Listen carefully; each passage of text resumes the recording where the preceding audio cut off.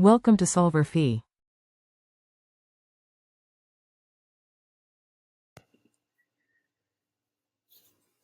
So, a long time ago, the government used to regulate air travel.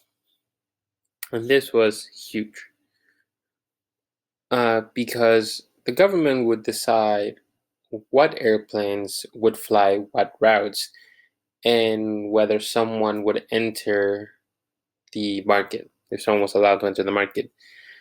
It was so regulated that for 40 years, between 1938 and 1978, no um, no new firms were allowed to enter the market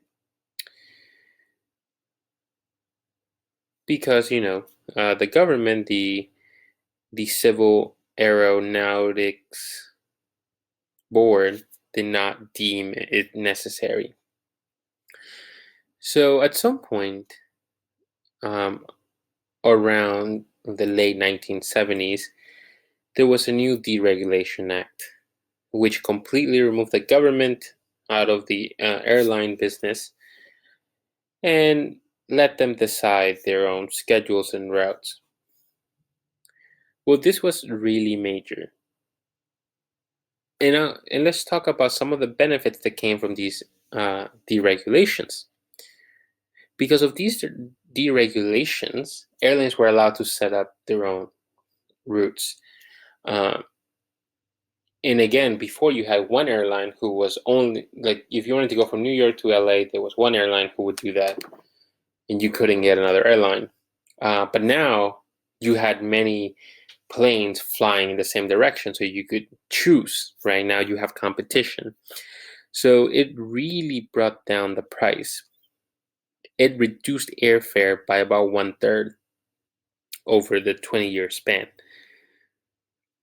Now, before the deregulation, flights used to just take off and half the plane would be empty. After deregulation, it was mostly full. Another benefit of this were that some cities were able to create these hubs in which airlines would just fly to New York, Atlanta. Um, so consumers would be able to travel to these hubs and then find the right flight to go to their destination. So you would be able to go anywhere by making just one stop. And again, this was major for flight efficiency. Of course, deregulations can also have their negative effects, but we can talk that in a different video.